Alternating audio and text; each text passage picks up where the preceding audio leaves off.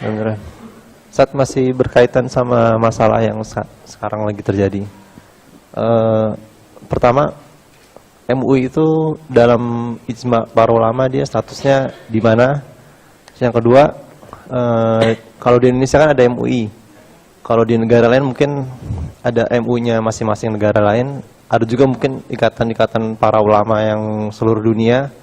Nah, kalau seandainya fatwa di MUI tidak ada larangan, tapi di negara lain ada larangan atau bertentangan antara di satu negara dengan negara lain, yang mana yang bisa kita jadikan pegangan? Terima kasih. Pertama, ada pertanyaan tentang status MUI, statusnya seperti apa? Baik, status itu kalimat netral. Mau dilekatkan kepada apa, mana bisa berubah. Apa status Anda di KTP, nikah, tidak nikah, gitu kan? Baik, apa status Anda bekerja atau tidak? Sekarang kalimat ini diletakkan kepada ya para ulama kita, apa statusnya MUI? Mau dibawa kemana arah pertanyaan ini? Apakah status dalam hukum positif misalnya di Indonesia, atau status dalam hukum keislaman? Ya, terkait responnya bagi orang-orang Islam yang ada di dalam lingkungan pemerhatiannya. Mungkin yang dimaksudkan bagian yang terakhir, ya. Baik, apa status MUI, Majelis Ulama Indonesia? Masya Allah, kalimatnya panjang sekali itu. Ya, setiap kalimat akan punya makna. Hati-hati, setiap kalimat akan punya makna. Saya mulai dari kata ulama dulu. Alim. Ulama itu jamak dari kata alim.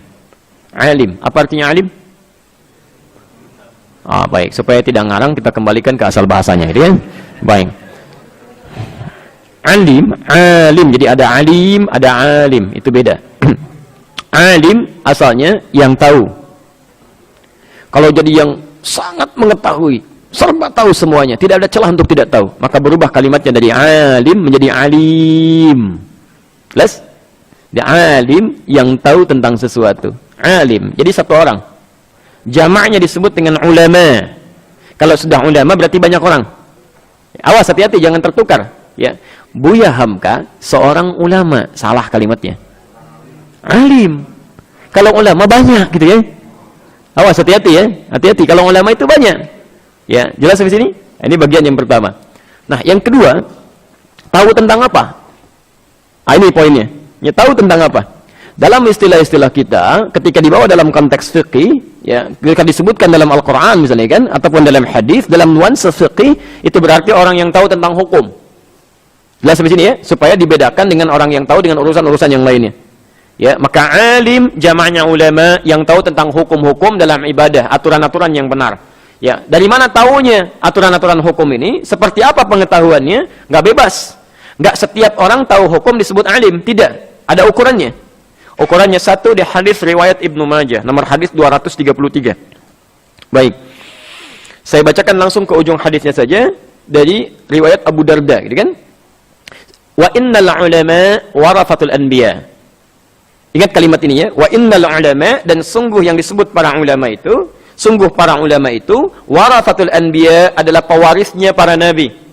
Wa innal anbiya la yurithu dinaran dirhaman wala dinaran, dan para nabi itu tidak pernah mewariskan dirham ataupun dinar, tapi mewariskan pengetahuan.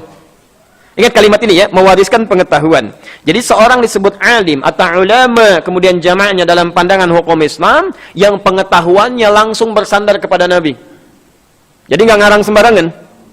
Nggak bisa kemudian Anda misalnya baca Quran, ya tiba-tiba lihat terjemahan, lalu memberikan hukum, disebut alim, ulama, nggak bisa. Ya, sekarang kan gampang sekali media kemudian mengemas jadi sesuatu yang mudah dengan gelar tertentu. Ya, baru bisa baca Quran sebentar jadi ustadz, gitu kan? Besoknya ngasih hukum jadi alim, jadi ulama, kan? Nah itu jadi keliru di situ. Seseorang disebut dengan alim, kemudian jamaknya ulama, ukuran pertama dalam kaidah hadis, ilmunya mesti tersambung kepada Nabi. Tersambung, ada ukuran itu terus dari si fulan, ada guru nyambung kepada Rasulullah sallallahu alaihi wasallam. Kalau itu disebut dengan riwayatnya, ya, riwayatnya, hati-hati. Oh, ini cukup penting ya, Bapak Ibu sekalian, mohon fokus. Terdengar suara saya? Terdengar? Hati-hati. Alhamdulillah. Alhamdulillah ya. Baik. Yang penting niat kita karena Allah ya. Begitu niat, mic datang, gitu kan? Alhamdulillah. Baik. Gak apa-apa, tolong fokus saja ya. Biarkan saya yang terangkan, tulis, hapus, gak apa-apa. Anda lihat aja. Ya. Lihat sini. Alim. Jamannya apa? Ulama. Perhatikan, tidak semua orang bisa disebut ulama. Fokus sini, ya. Dalam hadis tadi, ya. Dari diterima di Abu Darda, adanya di Ibnu Majah, Sunan Ibnu Majah, nomor hadis 233, riwayatnya dari Abu Darda radhiyallahu taala anhu. Namanya Uwaimir bin Amir, punya anak perempuan namanya Darda, dikenal dengan Abu Darda, ya. Kemudian di sini ada kalimat Nabi, innal ulama warathatul anbiya. Innal ulama warathatul anbiya.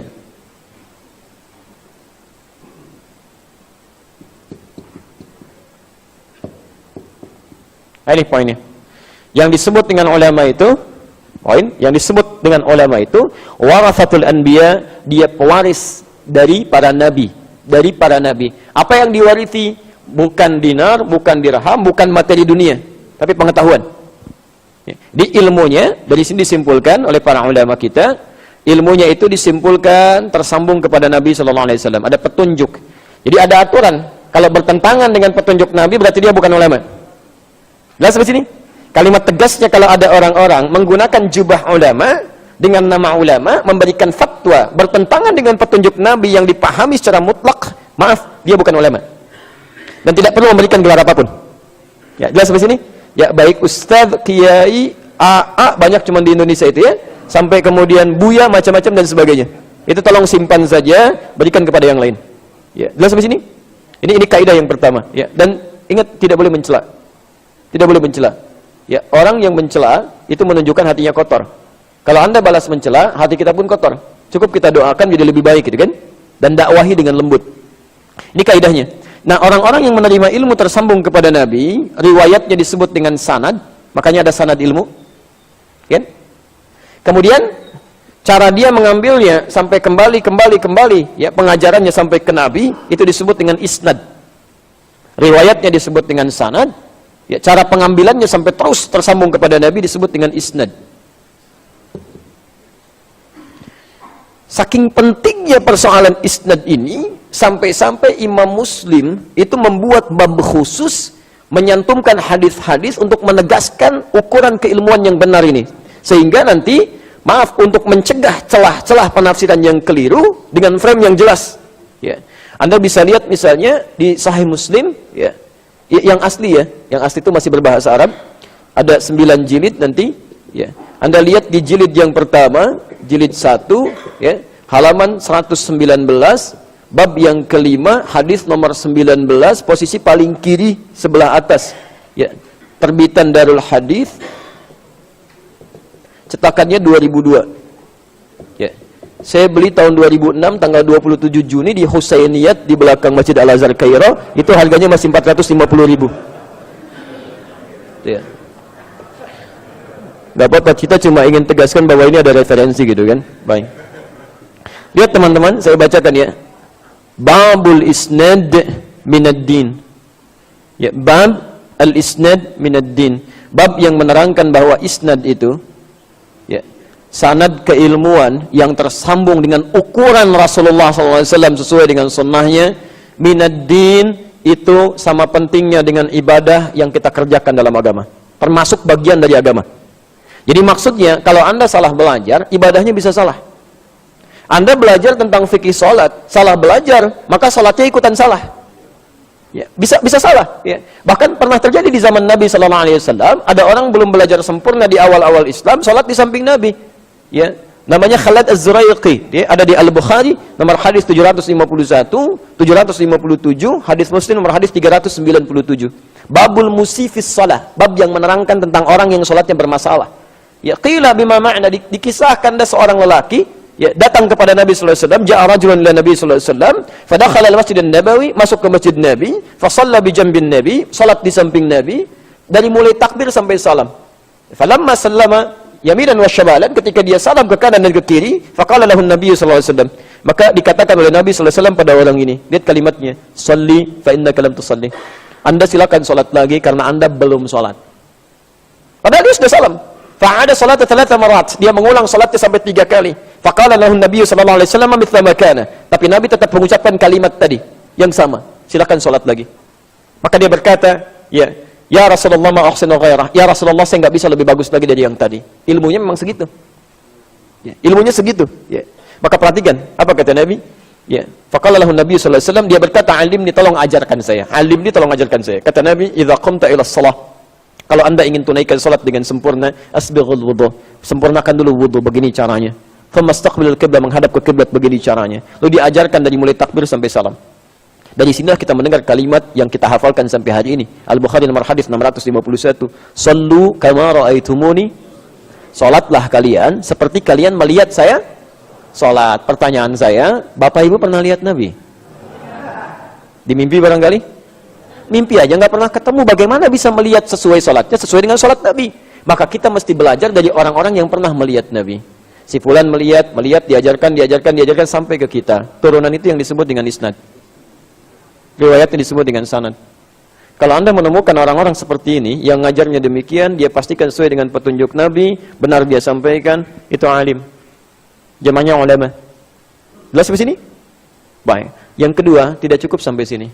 Karena juga ada orang yang mengajarkan demikian, tapi niatnya salah. Niatnya salah. Kalau cuma berhenti sampai sini, sekarang banyak. Bahkan yang pintar banyak. Ya. Makanya ada ukuran kedua di Quran, surah ke 35 Fatir ayat 28 sampai 29, posisi paling kanan sebelah bawah. Saya langsung ke ujungnya saja. Langsung ke ujungnya. Innama yakhshallaha min ibadihi al-ulama. Oh, hati-hati. Innama yakhshallaha min ibadihi al-ulama. Sungguh yang paling takut kepada Allah itu adalah ulama. Jadi oleh Quran, sifat ulama itu tidak hanya disikapi dengan tahu, tapi punya sifat yang kedua, dan ini yang paling menentukan. Khasyah namanya. Khasyah itu rasa takut luar biasa kepada Allah. Ya, Anda dengar petir misalnya kan, kencang sekali halilintarnya, gelisah tidak? Baik, tapi seketika sedang tenang begini, suara singa di belakang, gitu kan? Persis di belakang ini. Gelisah tidak? Bukan gelisah, takut. Ya, yang pertama disebut dengan khauf, yang kedua disebut dengan khasyah. Jelas? Di khauf itu masih umum. Bisa tinggi, bisa standar, bisa rendah. Tapi kalau sudah khasyah, sudah itu puncak paling tinggi. Jadi para ulama-ulama itu, kalau mau bicara, hati-hati. Karena takut lisannya tidak sesuai dengan apa yang Allah ridhai. Takut fatwanya bertentangan dengan hukum Allah yang telah ditetapkan. Takut jalannya berbeda dengan apa yang telah Rasulullah tunjukkan. Jadi ada nilai takut di sini. Takut dakwahnya kehilangan sifat-sifat keikhlasan yang telah dibimbing oleh Al-Quran. Jadi nggak ada sifat ulama itu tiba-tiba keluar kalimat-kalimat yang mohon maaf itu ya, bahkan berani berbeda dengan keputusan Allah, itu mustahil, itu disebut ulama. Mustahil. Mustahil. Ya. Ada yang pintar banyak, yang punya sanad juga ada. Tapi tiba-tiba kalimat-kalimatnya bertentangan dengan hukum Allah, ringan diucapkan, ada kalimat olok-olok di dalamnya, itu bukan ulama. Bukan ulama. Bahkan ada ayat khusus terkait dengan itu. Tinggalkan yang seperti itu. Ada Quran surah keempat ayat 140, posisi paling kiri sebelah bawah di pojok. Ya. Wa qad nazzala 'alaikum fil kitab. Ya, telah ditetapkan ketentuan dalam Al-Qur'an. An idza sami'tum ayatin nahi. Kalau Anda mendengar ayat-ayat Allah yukfaru biha, diingkari itu, wa yustahza'u biha, atau minimal diolok-olok. Lisan siapapun yang mengingkari Quran, mengolok-olok nilai Al-Quran, kan? Masya Allah, kalimatnya indah sekali dalam Quran. Bukan cela, bukan bully, bukan tuduh macam-macam, tidak. Cukup. Fala taqudu ma'ahum. Tinggalkan mereka, jangan sertai mereka. Tinggalkan. Kalau ada itu asalnya duduk. Tapi kalimat dasarnya bukan duduk. Ya, aktivitas yang membuat nyaman. Bukankah saat nonton TV Anda duduk? Bukankah saat membaca Anda duduk?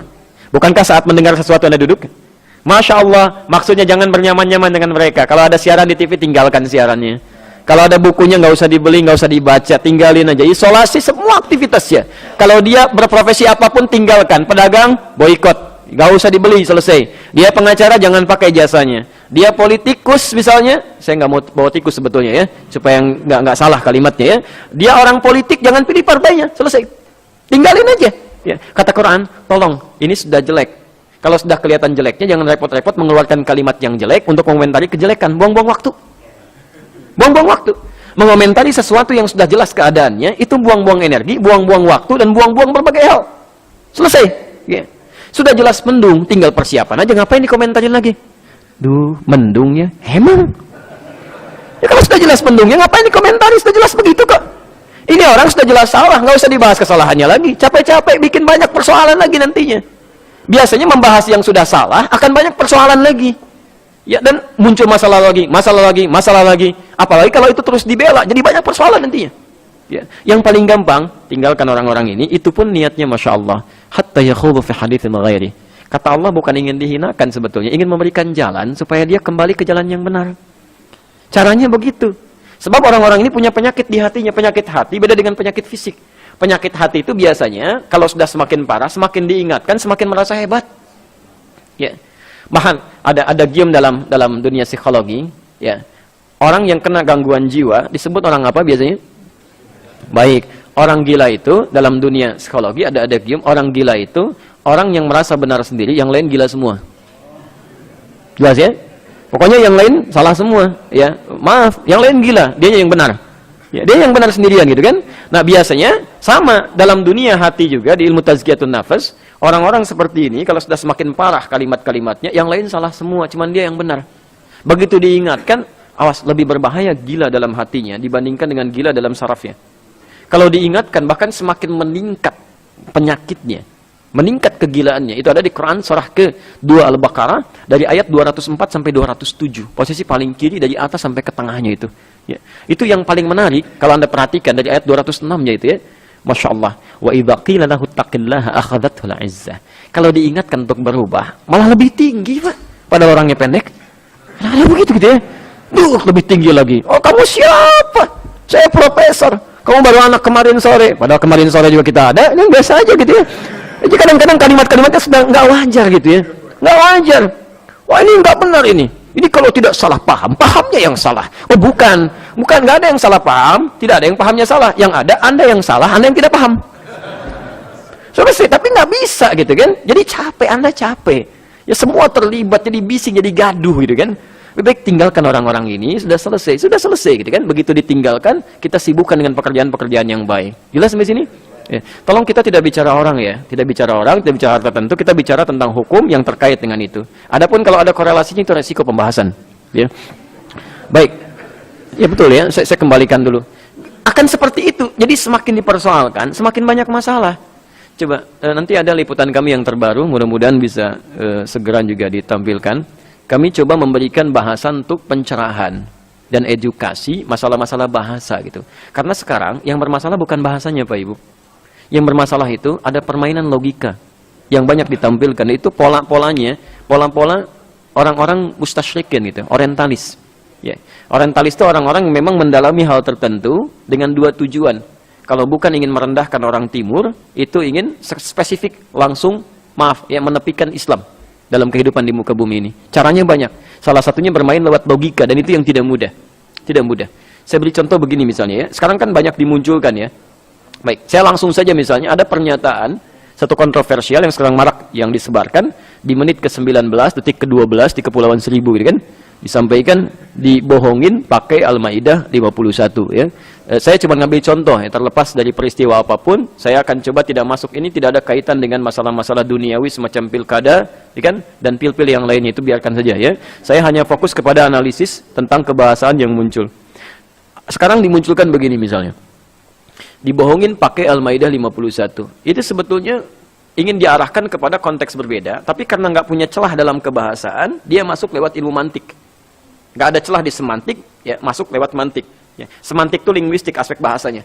Bapak Ibu sekalian, kalau Anda mengucapkan kalimat seperti ini, itu jelas dalam kaidah bahasa bermasalah. Ya, bermasalah karena yang paling bermasalah dalam ilmu bahasa itu predikatnya, kata kerjanya. Bukan keterangan, bukan objek, bukan subjek. Itu hanya penekanan makna. Tapi setiap kalimat dalam bahasa apapun, itu yang akan menentukan itu pekerjaannya. Jadi dalam kalimat dibohongin pakai Al-Maidah 51, yang akan menentukan, ya, Al-Maidahnya netral. Netral ini, kalimatnya kalimat positif, netral, nggak ada masalah. Tapi di mana dia dilekatkan dengan kalimat apa? Kalau dilekatkan dengan pekerjaan yang positif, jadi positif. Ya, dimuliakan dengan Al-Maidah 51, misalkan. Misal, jadi positif kan? Tapi kalau Anda lekatkan pada kalimat yang negatif, maka ikut jadi negatif di situ. Jadi yang menentukan di sini kalimat dibohonginnya, bukan kalimat pakainya atau Al-Maidahnya. Ini konteks yang lain, ya, konteks yang lain. Jadi kalau Anda rubah kalimatnya menjadi begini misal, ya, dibohongin pakai Al-Maidah 51, dibohongin Al-Maidah 51. Ya, ada yang mengatakan ini berbeda. Memang betul, secara makna ada perbedaan. Dibohongin pakai Al-Maidah 51, Al-Maidahnya menjadi alat untuk kebohongan. Dibohongin Al-Maidah 51, maka Al-Maidahnya bohong, gitu kan? Ya, bukan cuma alat, tapi isinya bohong. Baik, tapi mohon maaf, ini tidak merubah makna. Keduanya tetap menunjukkan ada aktivitas kebohongan yang dilakukan. Baik pakai ataupun tidak pakai. Jelas sampai sini ya? Jadi masalahnya pada predikatnya, kalimatnya. Nah sekarang kan ada kesan begini, ada permainan pemikiran, seakan-akan ingin mengesankan begini, ini asalnya nggak ada masalah. Cuman ada orang merubah transip kalimat, dari pakai, pakainya dibuang, kemudian menjadi Al-Maidah 51. Asalnya pakai Al-Maidah 51. Seakan-akan ingin mengatakan, asalnya nggak ada persoalan, cuman karena orang ini nih merubah transkrip, dia yang bikin masalah. Kita persoalkan dia, kita adukan dia macam-macam dan sebagainya. Padahal ada kata pakai ataupun tidak ada kata pakai, sama-sama bohong. Jelas sampai sini? Dipukul pakai mic, dipukul mic. Anda pilih mana tuh? Sakit nggak? Mau coba? Aja sama-sama aja, kalimatnya sama gitu kan? Ada aktivitas pukul di situ. Nah, akhirnya orang tidak menemukan celah yang pertama ini, dia masuk ke celah yang kedua. Dia kasih analogi lain, tetap itu beda. Bahkan saya agak bingung ya, yang menyampaikan ada yang bergelar profesor, guru besar, membuat sebuah pernyataan. Menurut saya, tidak harus menjadi guru besar dan profesor untuk memahami logika ini. Gampang gitu kan? Ya, insya Allah. Ya. Anak TK aja mungkin belum paham itu kan? Untuk TK gitu kan? Tapi kita kan bukan anak TK. Kita bukan anak TK gitu kan? Kita orang-orang yang punya nalar, yang diberikan karunia oleh Allah untuk berpikir. Jadi jangan sembarangan kalau bicara sama manusia itu, hati-hati, karena manusia punya daya pikir. Ya, maka dikatakan, kami berikan analogi. Makan pakai sendok dengan makan sendok kan beda. Makan pakai sendok berarti sendoknya digunakan sebagai alat makan. Makan sendok, sendok yang dimakan. Kata orang ini kan beda. Beda makna kan? Masya Allah, kalau diungkapkan seketika dengan kalimat yang cepat, Anda bisa mikir, oh iya ya. Oh iya. Tapi kalau kita gali dengan sisi logika, itu perbandingan yang sangat salah. Komparasi yang keliru. Bapak Ibu sekalian, makan pakai sendok itu kalimat aktif. Dibohongin kalimat pasif. Kalau Anda ingin membandingkan sesuatu, harus sama, nggak bisa begini. Mic dibandingkan sama spidol, nggak akan nyambung. Mic dengan mic lagi, mana mic satu lagi itu? Ya, ya. Di sini, ya, pelan-pelan. Aktif bandingkan dengan yang aktif lagi, itu baru nyambung. Pasif bandingkan dengan pasif, itu baru ketemu. Makan pakai sendok, makan pakai tangan. Makan sendok, makan tangan. Kalau pengen silahkan. Itu baru nyambung. Di mananya serupa. Makan pakai sendok, makan pakai tangan. Jadi sendok dan tangan digunakan sebagai alat makan. Makan sendok, makan tangan, sendok atau tangannya yang dimakan. Seimbang. Tapi kalau pasif dengan pasif lagi. Dibohongin pakai Al-Maidah 51, dibohongin Al-Maidah 51. Dipukul pakai mic, dipukul mic. Baru nyambung. Silakan cek. Ya, akan sama rasanya, sama nilainya. Nah, itu logika itu dibawa dalam hal kehidupan kita dengan konsep yang luas. Pilih mana? Pilih mana? Pemimpin non-muslim tapi jujur atau orang Islam yang koruptor? Baik, hati-hati. Kalau Anda sudah mendengar satu kalimat bikin Anda bingung, berarti ada yang salah dalam frasenya. Ada yang keliru. Ya. Jadi kalau kalimatnya aneh, jangan ikut-ikutan aneh untuk menilainya. Pasti ada masalah di situ. Pasti ada yang keliru. Jadi dua komparasi yang tidak seimbang tidak akan melahirkan jawaban. Tidak akan melahirkan jawaban. Ya, kalau Anda ingin bandingkan yang jujur dengan yang jujur lagi, pilih mana non-muslim yang jujur atau orang Islam yang jujur, baru seimbang. Ya. Sama pilihan kedua, Anda pilih mana? Non-muslim yang tidak jujur atau orang Islam yang tidak jujur, pilih mana?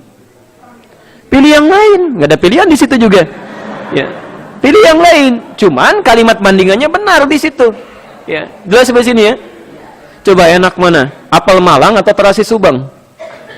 Nggak akan nyambung gitu. Nah, sekarang ini kita sedang dihadapkan pada pola seperti itu tuh. Dimasukin. Sehingga dibuat situasi bahwa sesungguhnya kalimat ini nggak ada masalah kok. Memang kalimatnya nggak ada masalah, Andanya yang bermasalah. Kalimatnya netral. Anda bisa memilih mengucapkan yang baik atau yang buruk. Tapi ingat, setiap pilihan Anda berkonsekuensi melahirkan rasa dan makna. Jadi kalau Anda sekiranya, mohon maaf, ingin mengungkapkan kalimat yang tidak terkait dengan perasaan orang, ucapkan kala sendirian. Silahkan aja kalau Anda ingin mencela misalnya kan, hati-hati jangan di depan orang. Kalimatnya mungkin gak bermasalah, tapi maknanya akan melahirkan rasa pada orang lain. Anda ingin mencela misalnya kan, gak usah cela orang lain, lebih baik kalau sendirian aja. Ya, berdiri di depan cermin, silakan cela. Dasar kamu jahat, kamu bodoh, kamu macam-macam. Yang Anda lihat cermin tuh, Anda kelihatan siapa orang yang dicela itu. Gampang. Kalau nyerang orang lain akan ada masalah. Saya punya masalah dengan orang Bekasi, Allahu Akbar. Susah, saya pindah ke Jakarta. Jakarta ada masalah, saya pindah ke Palembang. Palembang ada masalah, pindah ke tempat di Indonesia. Orang Indonesia gak terima saya pindah ke negara lain. Anda cari masalah dengan Allah, mau lari kemana? Dan Allah akan tampakkan itu. Ya, semuka bumi akan lihat Anda. Nggak akan, Masya Allah, perhatian, nggak akan bisa mengelak Anda. Akan ada perhatian, silakan mau Anda bawa misalnya pasukan yang paling hebat, silakan aja. Ya, datang ke sini bawa pasukan, ya, bawa kendaraan ini, silakan aja. Mau lapis baja, lapis platinum, silakan aja. Ya, nggak akan ngaruh. Ya, karena ini masalahnya bukan masalah-masalah sepele, ini masalah hati, kan? Yang harus kemudian diberikan koreksi dengan sifat-sifat yang terbaik. Semakin tidak cepat diselesaikan, semakin banyak persoalan yang akan muncul. Karena itu, kalau kita tidak bisa memberikan solusi, jangan ikut-ikutan cari masalah. Ya, setidaknya doakan dengan baik, kemudian dakwahi dengan lembut, jangan nyumbang masalah lagi. Ya, di antara yang nyumbang masalah apa? Balas mencela lagi, kan? Nulis yang tidak baik lagi. Kalau ada orang nulis tidak baik, Anda jawab dengan yang baik. Ya. Wah, ini indikasinya korupsi 100 miliar. Ya, silahkan dicek aja, kan? KPK harus turun tangan, turun kaki juga boleh, kan? Gampang aja. Ya, nggak usah terlalu serius pada yang seperti itu. Jawab kalimat-kalimat yang baik itu, gampang. Ya. Jadi akan kelihatan di situ nilainya. Oh, belum dijawab pertanyaannya ya. Pertanyaan belum dijawab. Saya jawab yang ini dulu sebentar ya, baru kita tutup ya. Masih ada waktu? Baik, karena kita mau live ini. Alhamdulillah. Teman-teman sekalian, ini pertanyaannya belum selesai. Kemudian yang kedua, sudah selesai masalah ulama, sekarang yang kedua majlis. Apa itu majlis? Baik, sekali lagi, kita tidak usah ngarang ya, kita kembalikan ke kaidah bahasanya. Majlis itu dari kata jalasa. Jalasa itu artinya bukan duduk asalnya. Asalnya bukan duduk. Asalnya berpindah dari tempat yang rendah ke tempat yang tinggi. Ya. Kalau perpindahannya dari tinggi ke rendah disebut qa'ada. Ada julusan, ada qu'udan, itu beda. Anda nggak bisa sholat berdiri, Anda duduk, pindah dari yang tinggi kepada rendah. Maka bahasa Qur'annya tidak ada julusan, selalu qu'udan. Alladzina yadhkurunallaha qiyaman wa qu'udan. Ali Imran 191. Fa idza qadaytumus salata fadhkurullaha qiyaman wa qu'udan. Duduk ya, pindah ke tempat rendah. Anda duduk di bawah, saya minta fadhal ijlis. Ya, saya sudah duduk kok. Tidak, maksudnya pindah ke tempat yang lebih tinggi. Silahkan naik ke kursi. Terangkat. Tempatnya disebut dengan majlis. Di majlis itu bukan sekedar tempat, tapi bisa mengangkat Anda dari derajat yang rendah ke tempat yang lebih tinggi. Posisi yang lebih tinggi. Jamaknya disebut dengan majalis. Masya Allah. Tempat para ulama, kenapa disebut dengan majlis? Seakan-akan ingin mengesankan ulama yang baik itu bukan sekedar memberikan pengetahuan kepada Anda, tapi mengangkat derajat Anda di hadapan Allah Subhanahu wa taala. Mengangkat keimanan Anda. Mengangkat pengetahuan Anda dengan baik, bukan cuma sekedar pintar. Makanya kalimat majalis disandingkan dengan kata iman di Quran surah ke-58 ayat ke-11 itu. Ya, ya ayyuhalladzina amanu idza qila lakum tafassahu fil majalisi. Jika dikatakan pada Anda luaskan majlis. Bentuknya jamak. Kalimat majlis disandingkan dengan iman. Ulama yang baik ketika dia menyampaikan apapun di tempat manapun, keberadaannya selalu menampilkan aspek-aspek kebaikan yang mengangkat keimanan kita di mata Allah Subhanahu wa taala. Dalam pandangan Allah. Bahkan dia nggak bicara pun melihatnya, Masya Allah, terangkat keimanan kita itu. Ingat dengan Allah. Belum bicara sudah ingat kepada Allah. Kan tipikal manusia macam-macam itu. Yang saleh itu kelihatan, jadi semakin ingin takwa kita kan. Ada yang melihat orang ingin semakin menghindar. Tipikalnya dua, kalau bukan bermaksiat punya utang. Dengan macam-macam bisa terjadi dalam kehidupan. Nah sekarang lihat kalimatnya. Ketika disebutkan majlis dengan ulama, itu ingin mengesankan bahwa orang-orang yang ada di tempat ini, di majlis ini, ya, pertama adalah orang-orang yang terpilih dalam kebaikan yang bisa jadi rujukan untuk mengangkat keimanan kita di hadapan Allah Subhanahu wa taala. Ya. Makna internalnya jangan sampai memilih orang-orang yang duduk di tempat ini tapi membuat umat jauh dari Allah. Tidak boleh kemudian ada orang bergabung di majlis ulama misalnya, di majlis ulama manapun. Orang-orang yang diberikan gelar sebagai ulama duduk di majlis tapi menurunkan, bukan menaikkan, menurunkan keimanan umat sehingga jauh dari Allah Subhanahu wa taala. Itu enggak boleh. Enggak tepat misalnya seorang anggota majlis ulama kemudian memberikan fatwa yang keliru, pendapat yang menurunkan iman dan sebagainya, ya, itu tidak tepat. Nah, sekarang kalau itu diungkapkan dengan majlis ulama masih umum sifatnya, dimanapun bisa ada. Ya, di Mesir, di Saudi ada Darul Ifta, kan? tempat untuk memberikan fatwa, ada semuanya, dan itu yang kumpul ulama, mufti-mufti di situ. Baik, ketika dilekatkan kalimat Indonesia, Majelis Ulama Indonesia, maksudnya tempat berkumpul ulama itu dibatasi, kan? Yang di Indonesia bukan di tempat lainnya. Apa kaitannya dengan fatwa di sini? Baik, pertama saya jawab dulu kepada Anda bahwa otoritas ulama ini kalau sudah memberikan fatwa maka jadi rujukan. Saya ulang ya, maka jadi rujukan. Ingat, ada da'i, ada mubaligh, ada alim, ulama, ada mufti, itu berbeda. Bahkan terakhir qadhi, yang terakhir. Ya, qadhi. Ya. Kalau ustad itu masih kalimat umum. Bentuknya bisa mubaligh. Mubaligh itu yang menyampaikan sesuatu. Penyampaiannya disebut dengan tabligh. Yang tidak harus mengenakan atribut tertentu. Tabligh itu hanya sekedar menyampaikan. Saya sampaikan materi, Anda share lagi, sampaikan pada orang. Itu Anda sedang tabligh dan Anda menjadi mubaligh. Mah, pamit ya. Papa mau jadi mubaligh dulu, pakai peci, pakai sorban. Tadi kata Ustaz Adi begini ya. Itu sudah mubaligh sifatnya. Tidak harus mengenakan peci dan sorban. Anda menyampaikan sesuatu sudah mubaligh, kecuali ada niat dakwah di situ. Maka berubah kalimatnya jadi da'i. Da'i, mulai mengajak orang. Ini pun ada ilmu dakwahnya, ada fikih dakwah di situ. Gak sembarangan. Anda punya ilmu tapi belum ada fikih dakwah di sini, bisa salah nanti cara mengajaknya. Itu ada di Quran surah ke-16 ayat 125. Tapi baik mubaligh ataupun da'i itu belum bisa memberikan kewenangan fatwa. Ya, kami kalau di Timur Tengah nggak bisa memberi fatwa itu kalau masih mubaligh atau da'i itu. Itu cuma ngajak aja. Dan nggak ditanya sama masyarakat tentang hukum. Jangan ditanya, jadi bisa salah nantinya. Nggak bisa baru muncul misalnya di media manapun tiba-tiba misalnya nyampaikan hukum, itu nggak boleh. Ada kaidah di situ. Maaf ya, untuk jadi imam masjid saja di tempat kami itu harus hafal 2 riwayat Quran. 2 riwayat tuh. Ya, hafiz dengan qalun, baru jadi imam. Ya, baru jadi imam. Ya, kalau kemudian dia ingin naik lagi jadi khatib, dia mesti memahami disiplin ilmu yang lainnya lagi. Amin khutbah ada kelengkapan ilmunya, baru bisa memberikan fatwa di situ. Nah, jadi ada mufti. Kalau sudah mufti memberikan fatwa, itu nggak boleh ditanya dalil lagi. Kalau di Timur Tengah mufti itu sudah manusia dalil. Manusia dalil. Quran dan sunnah sudah ada dalam benaknya. Ya, sudah ada. Jadi kalau ditanya sesuatu nggak usah tanya dalil. Ya. Syekh, apa hukumnya ini? Hukumnya begini, begini, begini. Mana dalilnya? Itu nggak sopan. Kalau nggak percaya, pindah aja ke syekh yang lain. Selesai. Makanya kalau nanya ke mufti sudah yang keluar hukum langsung begini, begini, begini, begini. Selesai sampai sini? Baik. Ya, permasalahan di kita, Bapak dan Ibu sekalian, konsep itu belum ada. Di Malaysia aja yang adzan diatur. Yang nyampaikan sesuatu ada aturannya juga. Sehingga muftinya jelas. Coba cek, ada mufti Kelantan, ada mufti ini, ada mufti ini, ada mufti ini gitu kan? Ada. Di kita dulu konsep itu ada. Ya, sekarang agak berkurang ini ya, nilai-nilai itu gitu. Nah, kita merindukan hal demikian. Nah, jadi kalau sekarang kemudian dibatasi Indonesia, berarti ada rujukan di Indonesia yang memberikan fatwa. Fatwa itu sifatnya adalah pandangan hukum tentang sesuatu, walaupun aspek hukumnya itu mengikat kita secara moral untuk merujuk kepada situ, walaupun, maaf, secara keputusan masing-masing bisa membuat pilihan. Mau diambil atau tidak itu terserah Anda. Tapi itu menjadi rujukan utama dalam kehidupan kita.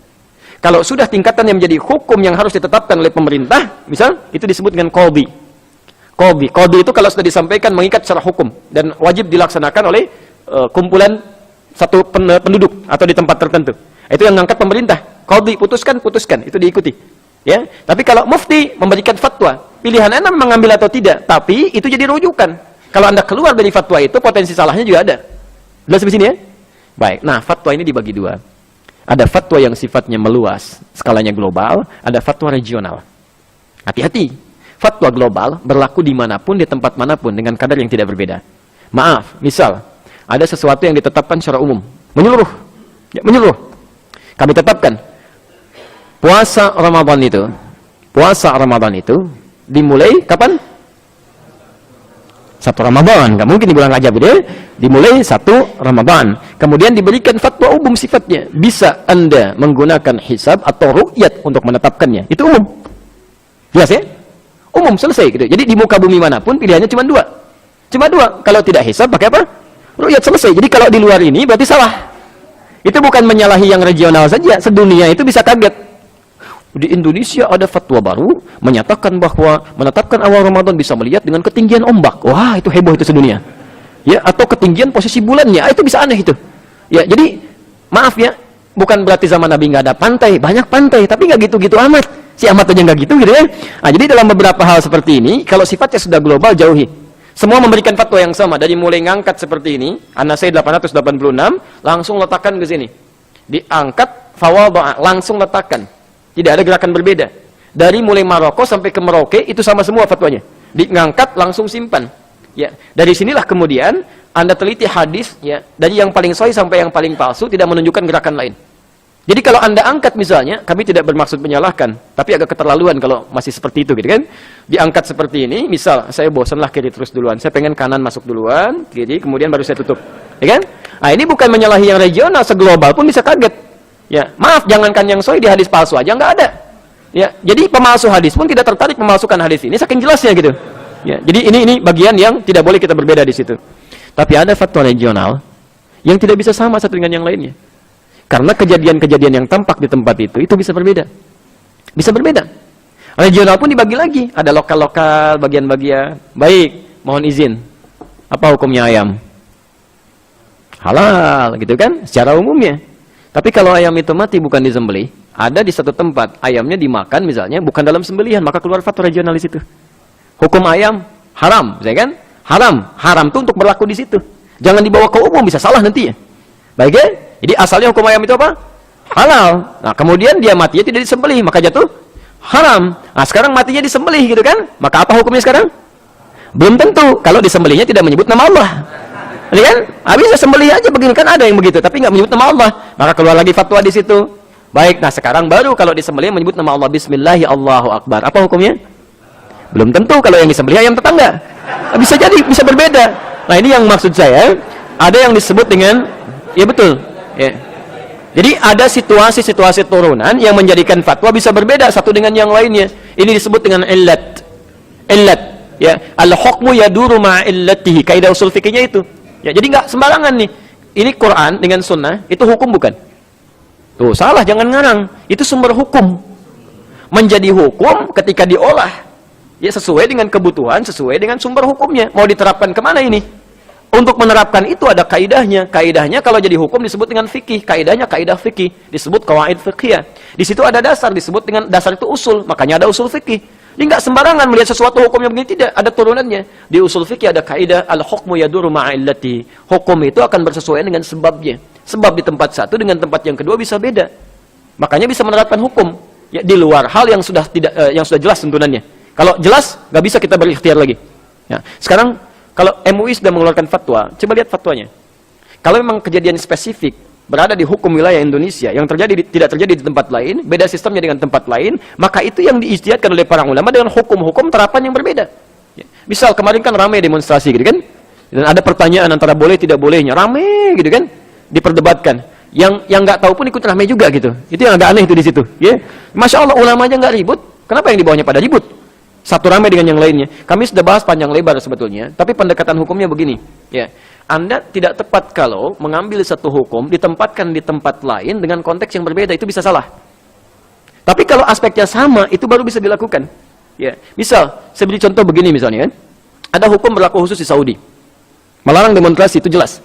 Demonstrasi dilarang. Makanya Anda mau tanya pada ulama manapun di Saudi hukumnya jelas, tidak akan ada berbeda. Haram hukumnya, tidak diperkenankan. Karena sifatnya sudah stabil, hukumnya sudah diatur dengan jelas, hukum turunannya pun jelas mengatur itu.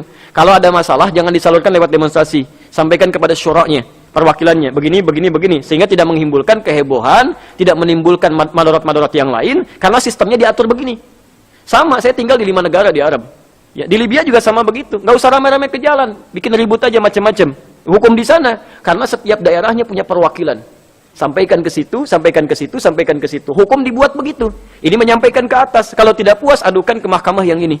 Nyambung semuanya, turunannya ada, dilihat di situ. Oke? Nah, hukum di kita, itu ketika mengatur hukum positifnya di negara kita, memberikan gambaran. Nah, kalau Anda misalnya punya persoalan, maka sampaikan ke sini. Ada lewat jalurnya dewan, kan? Sampaikan ke sini, ke sini, ke sini. Kalau Anda misalnya tidak puas dengan ini, adukan lagi. Salah satunya memberikan ruang untuk menyampaikan aspirasi yang diistilahkan oleh bahasa orang-orang sekarang dengan demonstrasi. Anda bisa datang, sampaikan, tapi diatur adabnya begini. Nah, turunannya apa? Dalam Islam ada pandangan. Silahkan kalau mau diskusi dulu, saya dengarkan dulu ya. Nah, dalam Islam ada pandangan. Bagaimana menerapkan hukum Islam dalam konteks yang seperti ini? Maka aturan pertama, ikuti dulu aturan keislamannya. Dalam Islam kalau ada yang menyimpang, falyughayyir, kemudian biyadi, ya. Kemudian au bilisani. Au kemudian yang paling rendah biqalbi, fa huwa adhaful iman. Tapi siapa yang menyalurkan itu? Orang-orang yang punya otoritas. Jadi yang pertama bergerak ulamanya dulu, tokohnya dulu, nasihati dulu. Ya, misalnya tidak cukup dengan nasihat itu, belum bergerak juga, maka tempuh jalur hukum yang lain. Belum bergerak juga, ikuti hukum yang lain. Hukum turunannya ada ketaatan terhadap pemegang otoritas. Apa ketaatannya?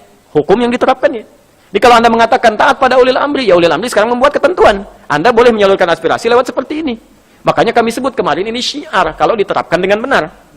Kalau demo itu lebih kepada protes massal karena ketidakpuasan tertentu. Kalau kemarin itu kan bukan itu mana kecil lah.